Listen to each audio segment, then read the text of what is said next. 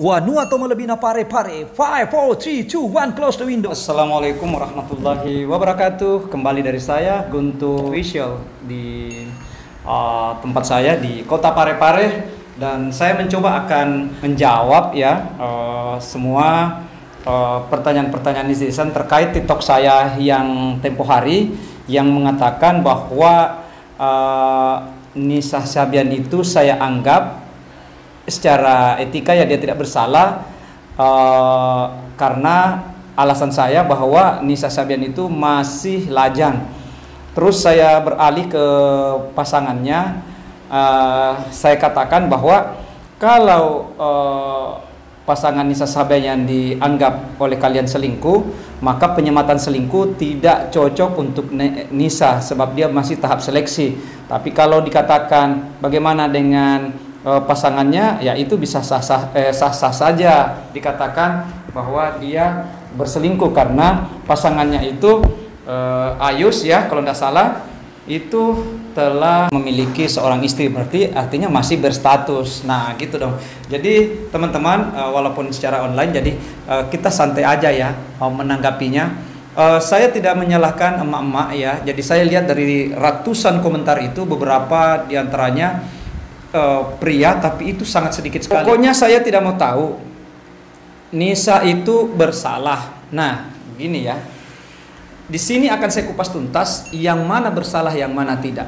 Yang saya dalam kapasitas ini tidak mengatakan dia bersalah atau dia benar. Nisa bersalah, Ayus bersalah, atau Nisa benar atau Ayus yang benar. Saya tidak membalas itu. Saya cuma katakan secara etikanya bahwa Nisa itu masih lajang. Dia bisa memilih, maka dia prosesnya seleksi. Loh, kenapa suaminya orang, Bang? Katanya. Ini kenapa suaminya orang? Ya, cinta itu tidak bermata, Bos. Ingat cinta Nisa itu adalah hak asasi. Termasuk kamu juga punya asasi. Dia bebas mencintai siapa saja. Persoalan salah atau benar saya tidak lari ke situ. Yang saya katakan, cintanya itu bebas memilih siapa saja yang dia inginkan karena dia masih lajang. Dia tahap seleksi, Bos. Beda dengan si Ayus. Ayus itu kan sudah memiliki bini memiliki istri secara sah dan legal. Maka apabila dia mencintai orang lain selain istrinya dan menyatakan cinta kepada orang lain, maksud saya, maka si Ayus dikatakan berselingkuh. Jadi kata-kata selingkuh itu disematkan kepada mereka yang sudah berstatus. Jadi bagaimana dong yang lajang? Lajang tidak dikatakan berselingkuh. Bebas-bebas aja, dia berseleksi kok. Jadi perempuan yang masih berpacaran, jangan marah kalau langsung ditinggalkan, tiba-tiba cowoknya hilang, itu biasa-biasa aja. Pria juga begitu laki-laki juga begitu. Kalau kalian masih lajang, itu kalau kalian ditinggalkan oleh perempuan, santai aja bro, nggak usah terlalu diambil hati. Otomatis begitu ditinggalkan langsung move on aja gitu. Jadi dalam hal ini menurut saya, semua yang lajang bebas-bebas saja datang dan pergi sesuka hati. Beda yang sudah berstatus. Oke. Melihat di pertanyaan yang kedua, ada yang bertanya, Bang, bagaimana dengan hukumnya? Karena ini kan ada isu kalau mereka sudah melakukan nikah siri. Oke. Baik. Teman-teman, ini dari banyaknya ratusan pertanyaan, saya mengambil beberapa intisari pertanyaan saja sudah mewakili ratusan unek-unek yang ada di jawaban TikTok saya yang tempo hari. Oke Sebelum saya masuk ke apa itu nikah siri, apakah sah secara hukum di Indonesia? Baik, saya jelaskan dulu. Sebenarnya nikah siri itu saya tidak tahu siapa yang bawa pertama kali. Yang jelas itu nikah siri itu adab dari Arab dari Arab ngewajantahkan di daerah. Jadi begini, di dalam hukum positif kita di Indonesia nikah siri itu tidak dikenal, Bos. Nikah siri itu tidak dikenal. Jadi hukum positif kita tidak mengenal yang namanya nikah siri. Maka nikah siri bisa dikategorikan perzinahan. Kan ini sekarang banyak yang melakukan namanya nikah siri, baik dari kalangan artis, pejabat, tokoh masyarakat, tokoh publik. Yang namanya nikah siri tetap salah. Mau pejabat, mau artis, mau pengacara, mau tokoh publik, itu tidak ada persoalan. Yang penting apabila Anda melakukan, berarti Anda telah melakukan kesalahan. Ingat itu. Saya teringat ada satu daerah ya, kalau tidak salah di Sumatera Barat, tolong saya dibantu ya di kolom komentar, di daerah Kabupaten atau Kota Solok, daerahnya Solok, SOLOK, Solok. Di tahun 2014, Majelis Hakim Pengadilan Negeri Solok, kalau tidak salah nomornya nomor 56 tahun 2014, putusan Pengadilan Negeri Solok itu mereka dihukum karena perbuatannya telah melakukan nikah siri. Oleh majelis hakim dianggap itu perzinahan. Dari keputusan majelis ini bisa kita simpulkan bahwa perkara di 2014 itu bisa menjadi jurisprudensi pengadilan negeri yang ada di Indonesia. Jadi hati-hati bro. Kenapa sampai itu terlapor? Jangan sampai ada lagi netizen nanti bertanya bahwa, loh kan ini sama-sama dewasa dong kak, suka sama suka, kan tidak bisa dipidana. Saya tidak bahas itu. Yang saya bahas adalah nikah siri. Nikah siri apabila dilakukan orang yang telah memiliki status kepada seseorang yang memiliki status ataukah yang tidak memiliki status. Misalnya nih, seorang suami melakukan nikah siri secara diam-diam terhadap seorang perempuan. Ingat,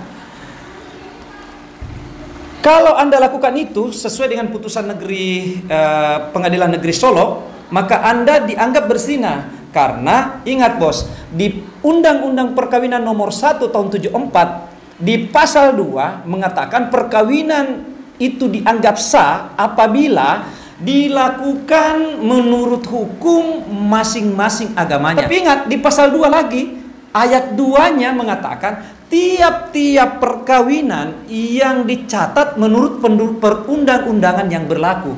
Jadi nikah siri ini dicatat atau tidak bos?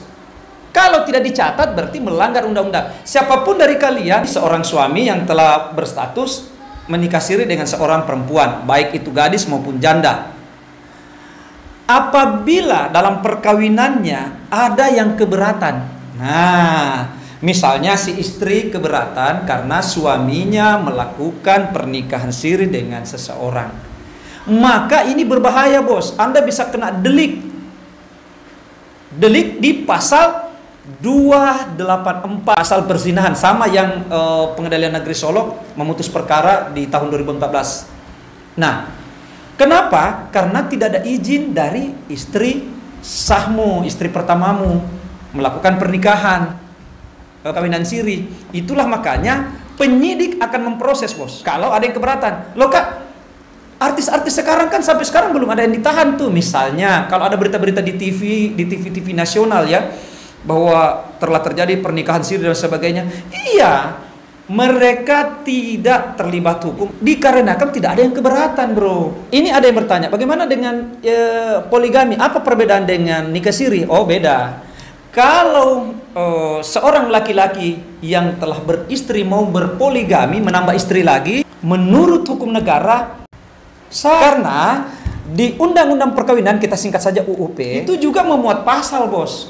Ada pasal poligami, yaitu pasal 3 ayat 2. Pengadilan dapat memberi izin kepada suami yang ingin memiliki istri lebih dari satu. Jadi di TikTok kemarin saya mau bantah, ada juga orang poligami katanya tidak dibolehkan. Siapa bilang? Poligami itu dibolehkan karena undang-undangnya ada. Jadi ada fasilitas yang dikasih oleh negara bos. Negara juga tidak bodoh-bodoh amat. Dia memberikan persyaratan untuk melakukan poligami. Misalnya saya punya istri, tapi saya ingin beristri lagi, entah alasan apa, saya mau beristri lagi. Maka pengadilan memberikan wadah untuk itu, tapi dengan beberapa syarat. Biasanya itu syaratnya masuk di pasal 4 dan pasal 5, dikatakan syarat untuk mengajukan permohonan berpoligami. Jadi kita mendatangi ke pengadilan negeri di mana domisili hukum si calon suami poligami itu, datang bermohon. Lalu di sana syarat ada 3, itu nanti akan ditanya hakim. Syarat pertama itu biasanya istri tidak lagi dapat menjalankan kewajibannya layaknya sebagai pasangan suami istri. Itu syaratnya. Jadi harus betul-betul matang. Pengadilan hakim harus melihat itu. Biasanya begitu. Terus di syarat kedua, kalau itu lewat, tapi di syarat kedua lagi, apakah istri si calon suami poligami ini memiliki istri yang sudah cacat atau tidak dapat disembuhkan penyakitnya, atau dia memiliki penyakit tapi tidak bisa disembuhkan, kira-kira seperti itu. Nah, kamu baru bisa melakukan proses itu, poligami itu, bos. Kalau itu tidak masuk, maka ada lagi yang ketiga, istri tidak dapat melahirkan atau memberi keturunan. Itu baru ada alasan untuk melakukan poligami. Setelah syarat-syarat yang tiga ini tadi terpenuhi, atau salah satu di antaranya terpenuhi, maka masuk di pasal 5 ayat 1, bos. Biasanya kalau dalam persidangan nanti disidangkan ya, itu harus melengkapi 3 syarat lagi, yaitu ada persetujuan dari istri sah. Gimana?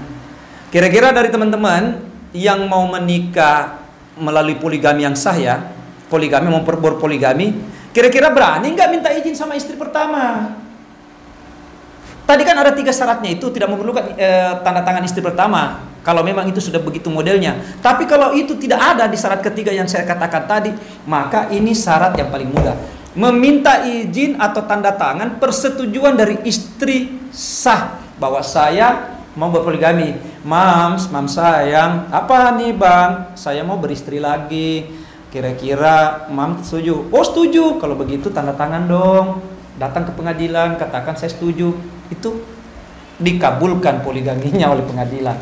Kedua, bukan cuma itu, ada syarat-syarat tertentu sehingga harus pengadilan yakin atau hakim yakin bahwa Anda betul-betul bisa memiliki lebih dari satu istri. Apa itu? Menjamin keperluan istri dan anak-anaknya. Nah, kebetulan yang kita mau peristri ini, apakah tiba-tiba ada anaknya, apakah dia janda terus ada anaknya? Jangan cuman mamahnya saja yang kita mau berkorban menjamin, tapi anak-anaknya juga. Itu syarat dari pengadilan.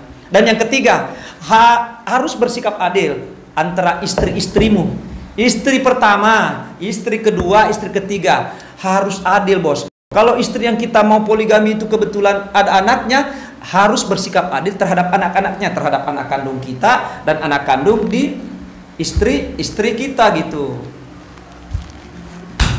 Waduh bang, berat bener ya. Ya memang berat gitu. Jadi gimana? Setuju gak dengan pendapat saya? Semoga apa yang saya utarakan tadi kita bisa satu server ya. Dan terima kasih telah mengikuti saya di kediaman saya di kota Parepare. Salam sejahtera semua. Saya mohon undur diri ya. Assalamualaikum warahmatullahi wabarakatuh. Dadah.